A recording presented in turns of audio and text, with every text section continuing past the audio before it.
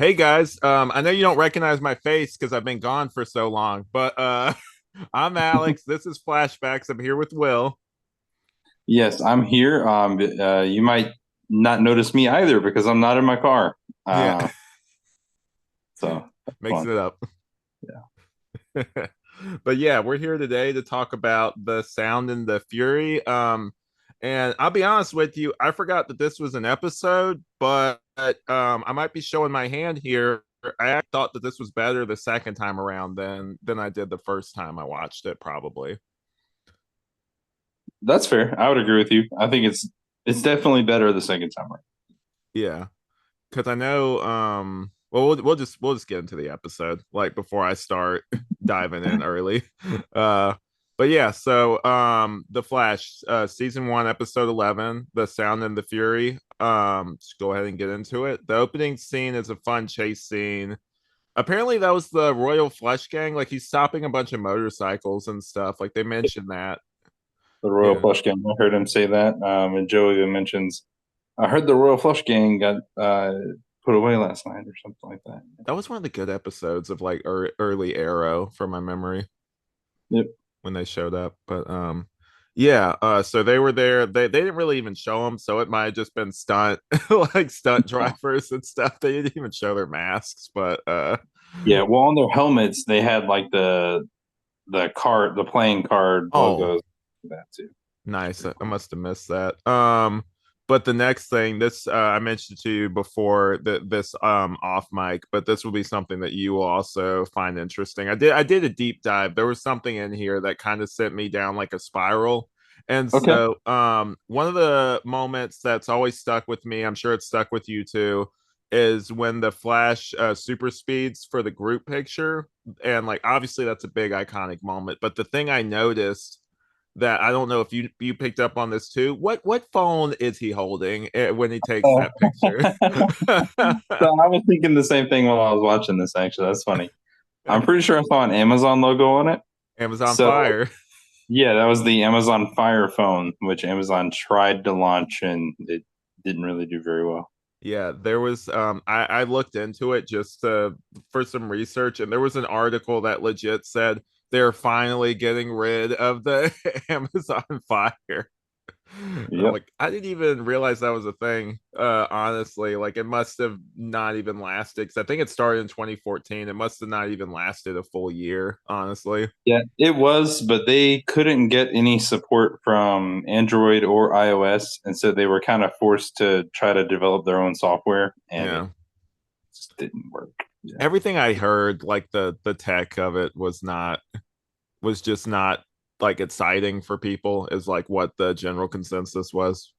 Yeah. Amazon's not known for their tech. Yeah, they're known for delivering stuff, which is what they should keep doing Yeah. instead of trying to branch out. But yeah, stay in your lane, as the kids say these days. But yeah. So anyway, I like the little moment where Wells begrudgingly admits he enjoyed playing the hero when he's helping out Barry. I thought it was a nice moment between him and Barry, Yeah, I honestly. absolutely agree on that. This whole episode actually, I think, is more Wells centered than anything else, and I think his acting is superb. Yeah. I mean, like normal all the way throughout. On the writing, and I wonder sometimes just how much stuff he ad libs to make things feel a little more natural too. Mhm. Like I remember when he was giving his address to the whole city, where he's basically taking responsibility for everything. He's like, "Oh, if you read this report, you have a lot of tenacity, but Yeah. also like these other things, and they just don't feel like naturally written lines, but they Yeah. feel naturally spoken." And so I wonder if he was able to add some of that in there because he's a great Yeah. actor. There's definitely layers to it because like you definitely see a difference between like where he's actually being at least as close as too sincere as he can be, like that moment, like, and we'll get into it as we get farther into the episode, but there's that big moment where like everyone confronts him on basically like what he did, and like you see like tears in his eyes whenever like he's talking. You see like he's getting emotional kind of thing. Yeah. And then just to keep it going, so I didn't realize this was the episode where Iris started her job at Central City Picture News. That name's too long, by the way. Yeah, Like I heard that, and I'm like, that first off, that's a terrible name. Second off, that name is too long. Like you gotta that's the shorten name it. in the comics too, right? It must be because I was looking at that. I'm like, that's some comic stuff because you can write that, but you can't really say it. It's kind of like the Star Wars dialogue that George Lucas writes for the original trilogy. Yeah. Yeah. But it's cool though because I know her reporting is such a big thing in the later seasons, so it's kind of cool seeing like her kind of like earn it in like this early part. Yeah, I think I would agree with you on that. It's kind of funny in some moments, like when she's trying to prove herself initially in this episode, and really she's just a blogger. And prior to that blog, she never showed any interest in journalism whatsoever. Yeah. But immediately, like when the guy, combats her on it, she's immediately like, "No, I'm going to be a serious journalist." And she didn't show any like, I guess I'll use a word that she used. She didn't show any gumption to want to do that throughout this previous season. So Yeah, it was just like it's one of those things where like it's kind of like in this, and we'll get into another aspect of this episode where you definitely tell like there's obviously a writer's room, and you can tell when they decide like almost like midstream where they're just like, oh well, let's add this element. It's like, wait, we didn't set that up. It's like, no, it's okay. Like we'll put it in this episode kind of thing, and we'll act like it's been something that either she's always wanted, or like in the case of the character that's introduced in this episode, oh, this guy was here from the beginning. Like even have Barry being like, wait, yeah. why have you never mentioned this guy before? Harry's just going to run back in time and fix everything anyway. So it doesn't really matter what we do right now. Yeah, exactly. This season doesn't matter. This podcast doesn't matter. Let's just shut it down. Shut it all down. You're exactly right. But yeah, like I actually oh yeah. So just getting back into it. This I think this is the first time we see Wells's like place. Like, can you remember a time before that where we saw it? I don't believe so. I want to say yes. But this is the first episode where it definitely like stuck out, Yeah, definitely. And the whole thing, like it's very much like Bond villain hideout is the vibe I got. Like it's very Yeah. just like or like just elaborate, like very sterile looking environment. Yeah. Elaborate, very classical. Yeah. Yeah. Did you and also we're both Smallville fans. What's up with villains having the clear label-free bottles of alcohol? Like him and Lionel both have that, and their taste for classical music they both share that Oh, same yeah. thing. I was like, oh man. That's Like pretty funny. They there's couldn't get a sponsorship for this episode, so they had to. yeah, that's the honestly, like now that you say that, like it's probably mostly that. It's probably like one, it's aesthetically, it probably looks like good on film, and then two, it's probably like, well, we don't have to pay anybody if we just take the labels off of stuff. Yeah. Or they could have just created their own restaurant or sorry, label or whatever. But Yeah. yeah, Yeah, like and I think Belly it's Burger. yeah, or like the some in some shows you'll just see like beer, like it'll just say beer on Yeah, the actual thing. It won't even say what kind it is. that's the best kind. Yeah. Oh, my favorite chips, my favorite kind. But also I like the Pied Piper's introduction in this. It's both menacing and effective as he antagonized the Reverse Flash. It's phone. It's cool he had a gun, but it's also really cool seeing like Wells just use his powers and like his civilian guys kind of thing. Like it's not something we've really seen yet. I agree. I always like the introduction of this villain because he's just such a jerk all Yeah. the time, and he sells it. Yeah, yeah, he really does. So it works really well because you root for Cisco against this guy and everything, and so you just don't like him, and he sells it so well. Yeah. And it's like it's real. It's not like one of those things where it's just like, oh, well, this guy doesn't seem like anyone I've actually known in like real life. Like I've met people like this before, Yeah, basically. just Yeah. super pretentious. Yeah, Yeah, very catty and like, yeah, that kind of thing. yeah, But I like how Wells' facade is slowly cracking with him desperately trying to downplay the attempt on his life and everything, and like his story's not really adding up and everything. yeah. Yeah. The you mentioned young the Cisco stuff. I like the flashback. It's interesting seeing Piper before his turn also says something about his character that he's not impressed by Cisco because of how he dresses. Like the keep calm and blank shirt that Cisco was wearing, it gave me a lot of nostalgia too, by the way. Oh yeah, for sure. And it's good to know that he knows that Han shot first as well. Yeah, yeah, exactly. Yeah, can't bury that, Lucas. But yeah, you know, George Lucas actually wore a Han shot first thing. Like he's kind of like in on the joke. Like there was a thing on, Yeah. I think it was back during the Crystal Skull days. Like he was wearing that shirt on set and everything.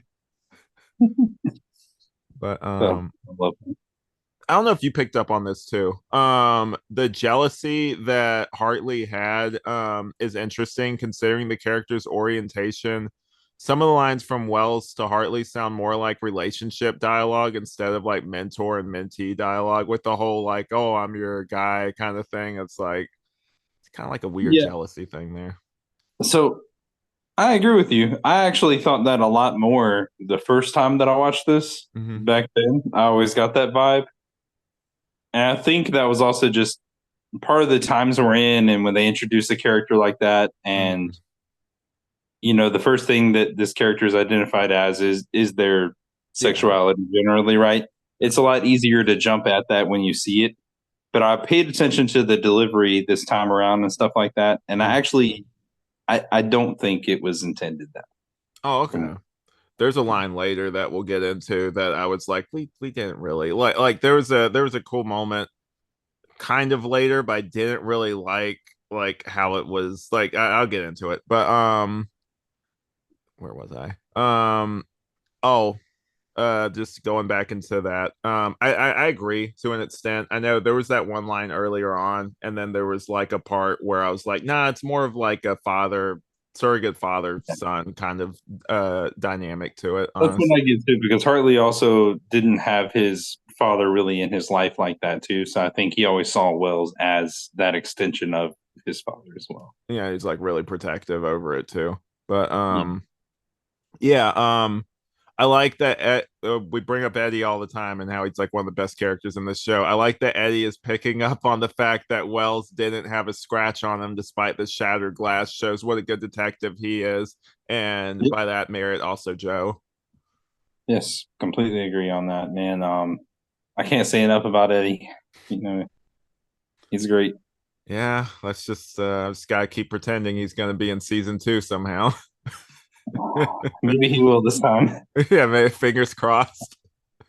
Um, I think it's cool that they incorporate a comic villain into the pre-Team Flash stuff. Like I think that's cool. Like they obviously do it like spoilers like later, but that's more of like a retcon kind of thing that they decide that they're gonna do later. This is kind of cool that they introduce him as like this guy, and then you get to see kind of like the build up before. I mean, he's more of a dick later on than he was when he was like less of one, but he's still when he was a good person during or mostly a good person, like he still has morals to him because like he was like trying to stop the whole accelerator thing.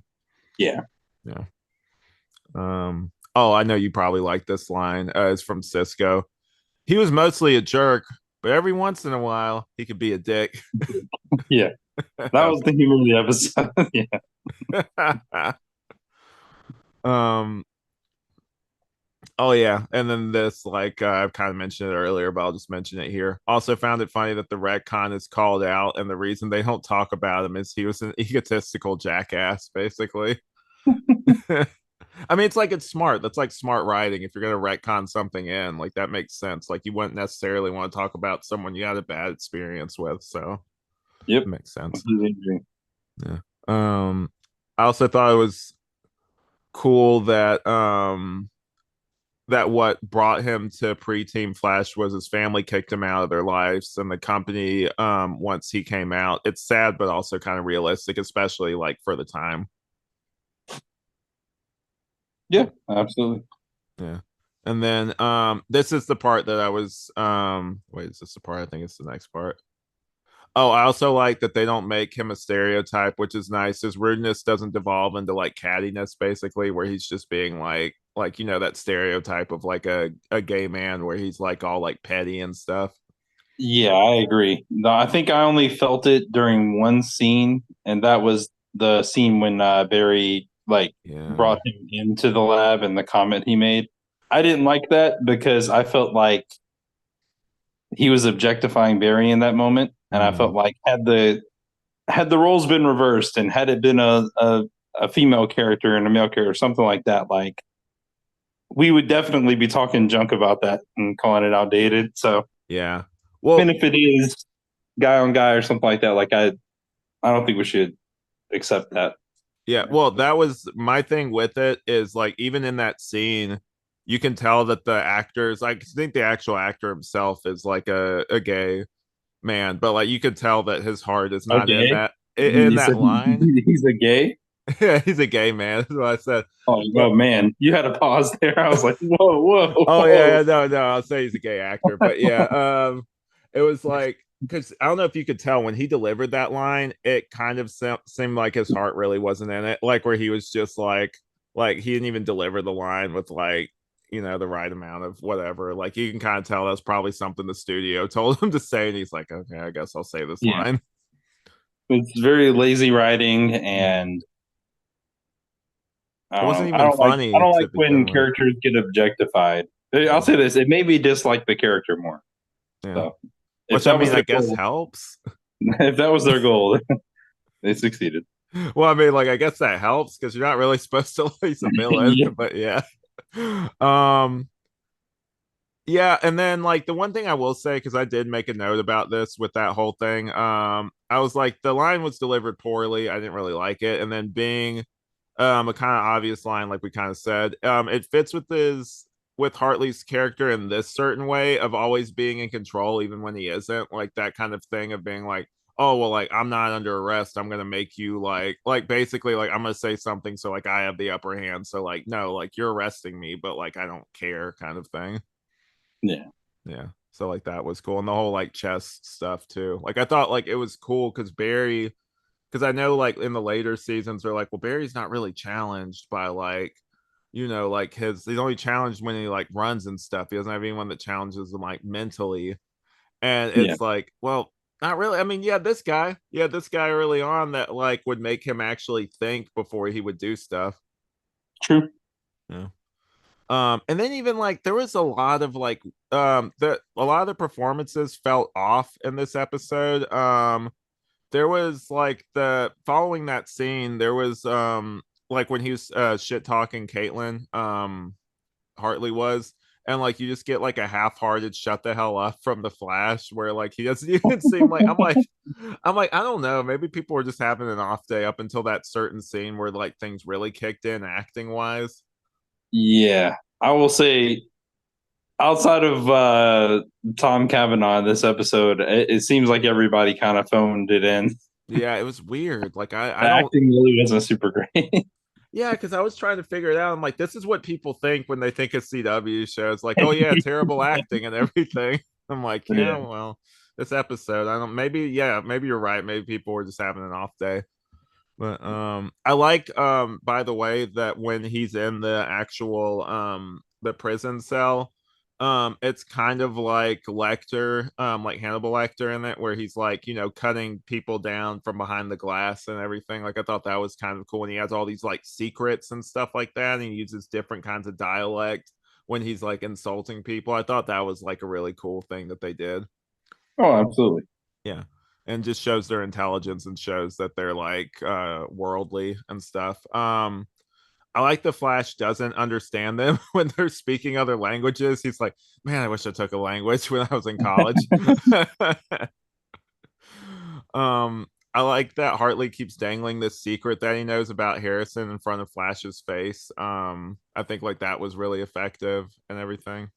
And then like it's kind of cool because it has a double meaning because like obviously Barry cares about Wells, but he also knows like, okay, this guy clearly has some stuff like going Yeah, on, kind of thing, and so like he's kind of interested, but also it's like, can you really trust anything Hartley says? That kind of thing. Oh, I like Wells's monologue about his hubris cost them everything and how uncomfortable that scene is. Like that scene's really uncomfortable, and then you see Team Flash leaves, and then like the whole thing basically like when he explains that basically his ambition was too great and he tried to stop it. That's his version of the events that Yeah. happened as opposed to what we see later that actually happened, and that like he came up to him, told him his concerns, and he basically got him fired and said, look, you breathe a word of any of this, you're going to be a high school teacher, you're not even going to be doing physics anywhere. Yep. Yeah. But yeah, it's just it's cool because I don't know if you have this too, and this is like going down a few of my notes, but I'm starting to get attached to like Wells and Team Flash, so I'm like, man, it's gonna hurt whenever like that betrayal inevitably happens. It will for sure. And the crazy part is, and we've talked about this a little bit here and there throughout these episodes, but I'm to the point now that I genuinely believe that everything that Wells says, he genuinely means. Yeah, Well, like all of it. There's some sincerity there. I think it actually kind of breaks his heart a little bit that he has to do what he has to do, yeah, and that he had to do what he had to do with the particle accelerator. Like you said, he teared up. I think that was genuine and sincere. I think that's just good acting on Tom Cavanaugh because ultimately he's trying to accomplish what he thinks is the greater good and the hmm, greater for the world, for society, all that stuff. And it's at any cost, kind of yeah, like in a Magneto kind of way, but yeah, not for like equal rights and stuff. yeah. The things that actually matter as opposed to I just want to get fast again and go to the future. Yeah. Yeah. Well, one of them has more like, well, that's a whole other thing. But the paper only hiring Iris because they think she's got like a line with like the Flash is so realistic, and unlike Smallville, she falls on her face a bit trying to prove herself. Because I don't know if you remember in Smallville, but remember when they were in the Daily Planet and they were at like the basement level, but then like after a while that wasn't even like they were still at the basement, but it was like they were just normal reporters. You never had that moment where like Oh yeah, Clark had to like prove himself or anything. There was never really that big moment where like he had to like, break into the whole like Daily Planet and everything. yeah, Yeah. So I'll give this props. It's a little bit more realistic. And also it kind of reminded me of um obviously but people listening, I used to work at NBC, and so like that is very much like the how they act at that newspaper is very much like, with a few exceptions, that's how they acted when I worked there, where everybody's kind of on their own thing. They don't really want to help you because, like, oh, well, if you learn too much, then you're going to take my job, kind of thing. So, yeah. yeah, so that's very realistic. That actually happens. But oh, I do like that Barry and Iris both bond in this, and for once, it's not motivated by like selfish, like self-serving like things. It's actually him just trying to like help her through something or like a bad day kind of thing. Yeah, Yeah, and it was nice. It was nice for once that Barry was doing the right thing with no like ulterior motives kind of thing. this very long sucks. We need more Eddie. Yeah. I call it from a mile away with the villain who wants to be caught. But like the whole again, we talk all the time about how the Dark Knight trilogy was so influential on Arrow, and I didn't realize like, and then last week we talked, or the last time we talked about how that one scene was very similar to the Joker, like his like news broadcast stuff that he did. Um, Yeah. and this one's similar because the whole villain wanted to get caught thing, like this, the Dark Knight did it, Skyfall ripped off of that, Yep. and did that. Now this, and I'm like, yeah, that was a heavy trope at the time. Oh, it absolutely was. I think the Dark Knight, the Dark Knight influenced cinema. Yeah, Period. For like for forever. yeah. I'm glad that we're slowly getting away from that because, like, I don't know about you, but I like the Amazing Spider-Man to an extent. I don't think everything needs the Batman filter over it, though. Personally, Oh yeah, I agree with that. Nothing, not everything needs that. mm-hmm. I like the scene where Reverse Flash attempts to catch Hartley. I forgot that his speed powers were so debilitated that he couldn't even move really at like certain points where he like collapses like in the hallway and everything. I just remember him with the tachyon thing. I don't remember him ever like not being able to walk kind of thing. Yeah. Um, yeah, and then I also forgot that Hartley uses his hearing aid to blow out the security door. It was more graphic than I expected with his bloody ears and everything like that. I wasn't expecting all that, honestly. Um, that was like a weird kind of like is that because of the damage he got from the particle accelerator, right? Yeah. Yeah. That's why he asked for this. Yeah. Yeah, also like that Barry has to leave to stop Hartley. It's continuing one of my favorite tropes of superheroes with the hero having to trade happiness for heroics, basically. Mhm. Yeah. That's a But good trope. yeah, it's always good to see. And I know like with the whole secret identity thing kind of being thrown out like with a lot of superhero properties recently, it's always nice seeing these like shows where they still embrace that 'cause that's part of the fun with these kind of characters is seeing like that double Yeah. life kind of thing. Yeah. DC was always way bigger on secret identities too than Marvel was. So Yeah. that makes sense. um and then Piper is a cool villain. I wish he'd been used more. I know he appears here and there more, but like it's not like I don't know, maybe if the actor was just busy or something, but I know like he only appears like a few times throughout the rest of the show. Yeah, for sure. I think where do they take his character if he does appear more, That's fair. and how do you? I feel like his powers, while they are pretty cool powers, kind of one dimensional. That once you figure out how to stop it, he's not really as much of a threat anymore either. Too. Yeah, that's fair. Um you really see, and we mentioned this earlier, who Wells really is in the flashback. That was crazy how he went, but I guess it's not too crazy because Harrison Wells, like his whole thing is the mission. Like he literally will like he'll murder, he'll sacrifice like anything in order to get back home, sort of thing. Yeah. So like, I guess it's not too surprising, but just seeing like the portrayal and everything was like why like he didn't even wait. Like he already had his like stuff ready to go. Like he didn't even give him a chance to be like, oh hold on, I changed my mind. It's like, nah, dude, you gotta go. Yep. But oh yeah, I like that Harrison Wells is kind of going back to the chess metaphor thing. I know it's a cliche, be like, "Oh, I'm playing checkers, you're playing chess," or something like that. You know that whole thing. But Yeah. like I like that he takes the power away from Mhm. Hartley by admitting everything during that press conference, kind of thing. And it's like a whole power move. It's very akin to in boxing movies when they're going through life and stuff like that, how they keep pivoting back to the metaphors of like being in the ring and a fight and stuff Yeah, like yeah, that. That's yeah. what I got. Nice. Um, as much as I found the sexist reporter foil character of Iris to be annoying, I did like because like she was just like, "What the hell is this?" Like, it's a press conference. Like I like that line. I thought that was actually pretty funny. I wasn't expecting that. What the hell is this? Yeah. It's a program. Also like the line, I forgot about this that Wells had mentioned, kind of arrow and like passing with the whole like I've failed this city line. I'm like, Yeah. that was pretty good. I like that. And then man, he's the protagonist of this episode. I feel like Wells is. I Oh feel yeah. like you said, this is his episode because he makes the whole like he has that great moment with Iris where like he like refers to her above everybody else because he knows that Mhm. like it's a big moment for her. Like this will help her out a lot. So I thought that was kind of nice. He didn't have to do that. Absolutely.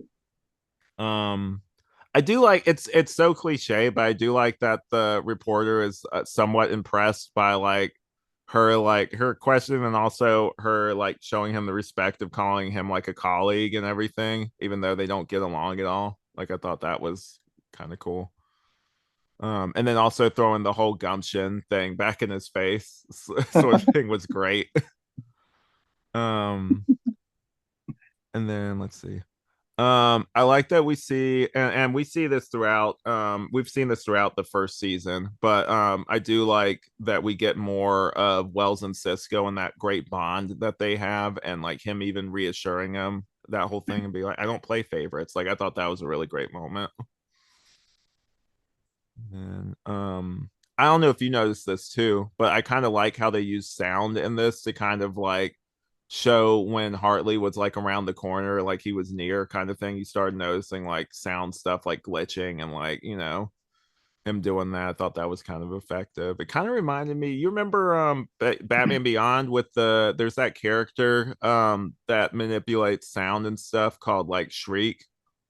Yes. Yeah, I it know kind what of you're talking reminded about. me of that. Especially with the gauntlets though too, because like it's different in that show, but they both do have like the technology they use in order to accomplish their goals. And I think they're both deaf.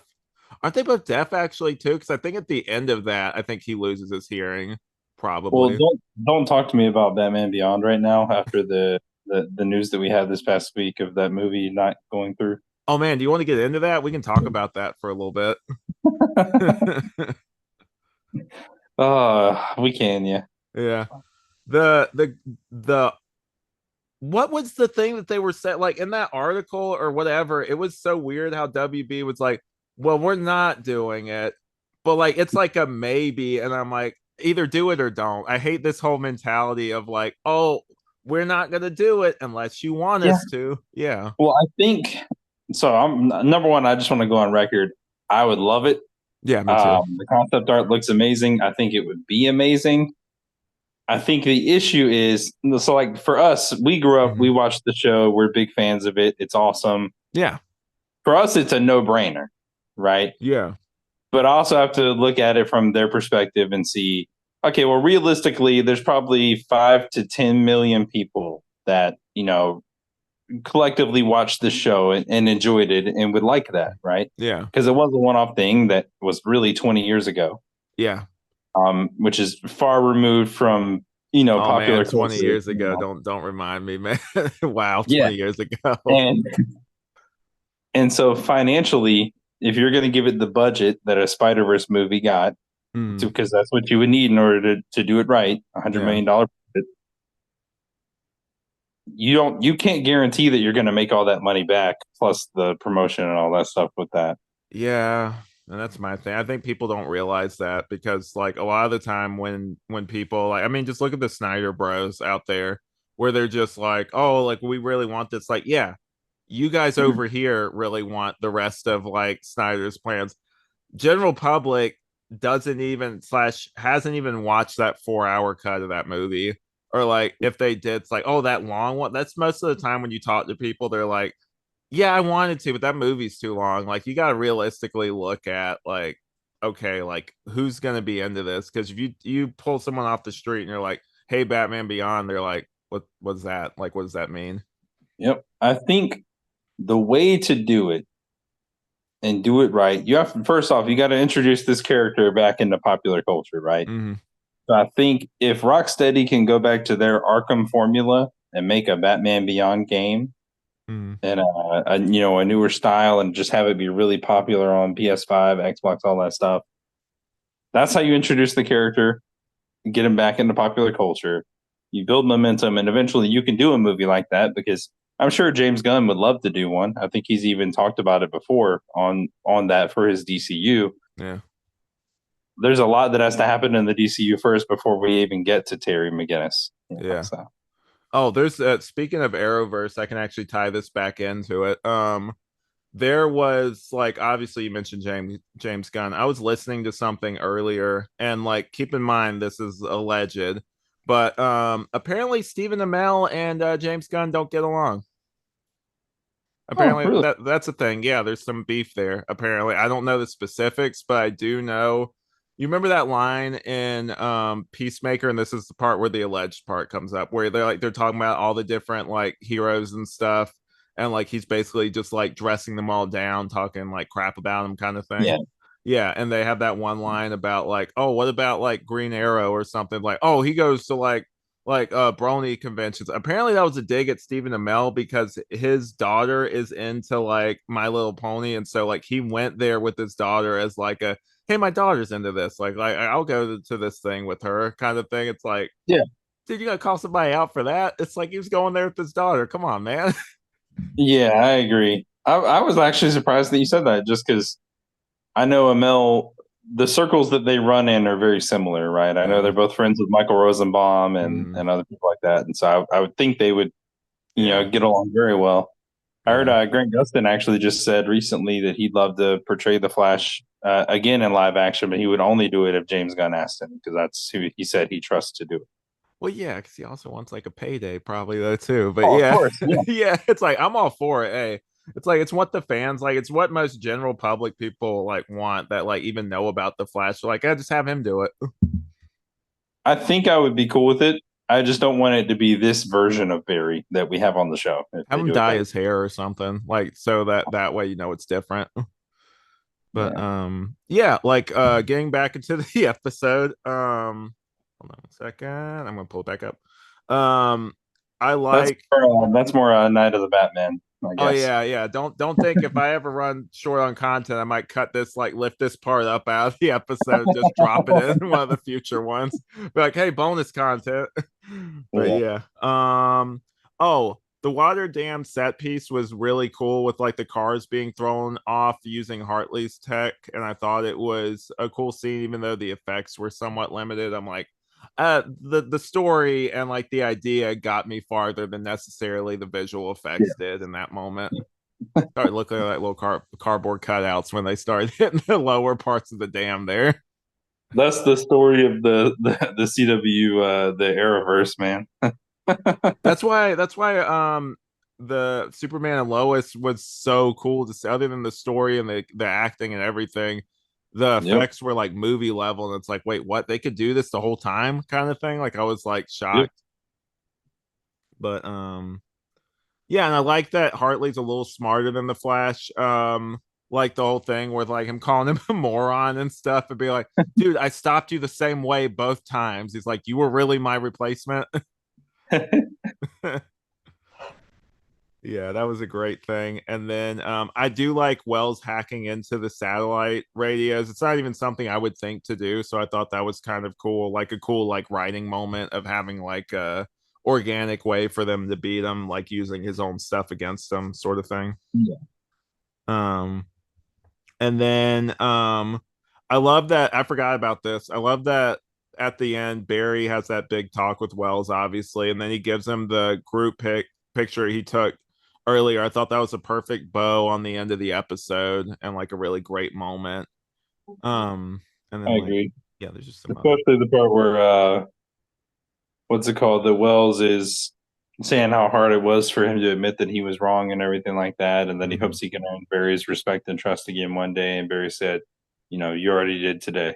Yeah. Which is- Yeah. And then I wonder if we'll see that picture again, honestly. Like you think they'd call back to it probably. I'm trying to think if we see it again. hmm. Hmm. I have to keep an eye on in the future. I'm not sure. I'm excited because you got to remember too. I've only seen, I think, up through parts of season 5. Oh, really? Yeah, this is going to be a fun journey for Yeah, so us. and I'm not gonna watch it beforehand. So everything we watch from then on is all gonna be like fresh reactions for me. So Awesome. Love it. I do love that Eddie and Joe are teaming up to investigate Wells despite any repercussions they may face. I thought that was kind of cool because there's that moment where I don't know if you thought this scene was kind of out of nowhere, but like the episode's wrapping up and Barry comes up and talks to Joe and has like this really like sweet moment where he's talking about like, oh well, Wells will never replace you. I'm like, what? Like that wasn't even in the what? Like that's not even something that was like a plot line in the episode. What is he talking about? Like that was they must have deleted something or like pulled a scene out or something yeah, like that. Because that dialogue made no sense given the scene we were watching. But yeah. I do like the tease that Hartley is gonna because at the end he's locked up again. I like that he's gonna barter his freedom on info he has about Ronnie. They're still teasing that whole thing, like the whole firestorm aspect of it. I forgot how long they teased that, by the way. there's a lot of it, and Yeah. and as much as I liked it, I want to say like the payoff wasn't super great if I remember. Yeah, But yeah, no. Yeah. If I would love to be wrong. Like I would love to like watch this and be like, you know what, guys? I'll say it here. Everybody listening, I was wrong about this. All right. Like it's actually he's one of the best characters. He's like Eddie part two and everything. And could we're have been, but yeah, they didn't keep him seriously. around. Yeah. Um, I don't know if you found this too. The post credit scene was cool, but kind of redundant. Like it was basically conveying the same thing we saw earlier. Yeah. Yeah, with the whole thing with him collapsing kind of thing, and then that basically being the same thing. I'm like, you basically got the vibe of vibe. You got the vibe of like what it was sort of thing without that extra thing. And then overall a pretty good episode with some weird flaws to it is I guess what I would say overall about the episode, and then we can get into like our different like the heart humor spectacle thing. But what did you think overall of the episode? Overall, anything that had to do with Wells, I think. I mean, this dude, Tom Cavanaugh, will say it time and time again throughout the series. I'm sure Hmm. he was just running circles around everybody in this episode, acting wise. Yeah. Um, I really enjoyed him. The rest of the episode for me was kind of meh. Yeah. Not bad, just like it feels like everybody kind of phoned it in outside of him. Yeah, I don't know, it's weird. I don't know what was happening. I for me, like kind of the same thing of what you said, but I guess I'll just go ahead and get in the heart humor spectacle. The heart for me would probably just be the stuff with Wells, like the whole thing with like them reconciling at the end. And honestly, like heart, I guess sometimes could just be like emotional stuff. So like the Yeah. emotional scene where he's like just basically being as vulnerable as he can be as a reverse flash kind of thing, and you really see like a side Mhm. to him and an aspect I don't think you've seen up until this point. He really gets to like flex his acting chops in here, which is really cool. And I'm with then you on that one 100% for her. yeah, and then the humor would be I guess like the line from Cisco I mentioned earlier with the oh Yes. yeah, the jerk, the dick thing. Yeah. But gotta be careful when I put those two words together. But yeah. I was about to say. I realized as I was saying it, I was like, wait a second. But and then the spectacle would probably be that scene at the no, it'd be the like the satellite, the hacking into the radio stuff, but definitely that scene at the end with like the cars and everything. I thought that was a really cool set piece. I would actually. This is where we'll differ. Okay. I don't know. And I don't think there was a lot of spectacle in this episode, but if there was, I would say the initial scene where Wells is in his home and Mm-hmm. he's breaking the glass and Oh everything yeah. that comes down and all that stuff. That would actually probably be mine. That was pretty suspenseful too for like that show. Yeah. Like it was kind of cool seeing like that moment where I'm like one, like what is the speedster doing with the gun? Like why would he even need that, I Yeah. guess. But I'm just like that was kind of weird. But yeah, like the whole scene with him like the glass was shattering and you see him run really fast. That was cool. And yeah, like overall I like this episode, but you know, I would say good. Good is the rating I would give this one. I give it about wait, what do we feel generous on this one? I'm probably gonna give it like 3 out of 5 just for the Wells like performance, and then like the stuff with Hartley was really good too. So like that dynamic. I'm gonna go 2.5 out of 5, and it Yeah, only gets the point 0.5 because of Wells. yeah, that's fair. Yeah. I understand. Like it wasn't their strongest effort. I feel like. What's the next episode we have Oh, coming let me up? look. Hold on, I'll look real quick. But Just like to see what we have to look forward to. yeah, totally. I'll look this up real I'll quick. probably watch it either Flash. tonight or tomorrow, and I'll just go ahead and take notes. There you go. Episode 12. Crazy for you? I don't. What? I don't remember this episode. Called called Crazy for You, Caitlin. Oh, that's this episode. Yeah, I do remember this. Is the karaoke episode. Oh, okay, Yeah, gotcha. that one's a good one. Yeah. Okay. Um, I'm just trying I to see if hope there's you anything. remember that you just said that. And we might have to call it back next week. Oh yeah. Yeah. I remember one scene in that episode being really memorable and good, but like we'll see how the rest of it is. Some of these later ones are a little bit forgettable. I'm sorry, guys. I just remember the main highlight, like the reverse flash stuff. You don't really remember some of the other like side character episodes. Yeah. But yeah, so we're gonna go ahead. and wrap this up. I'll just go ahead and go through my plugs, and then you can go ahead and go through yours. I know you had an episode come out recently, but I'm gonna go ahead and go into mine, and I'll let you get into your stuff. I'm Alex. You can like I have a bunch of different things. Recently I've started doing Night of the Batman plays where I do different like let's play kind of content, and I'm doing the Batman Arkham Asylum stuff, which is fun. And then I have Night of the Batman, the podcast I do with my wife. I have this one obviously that I do with Will, Flashbacks.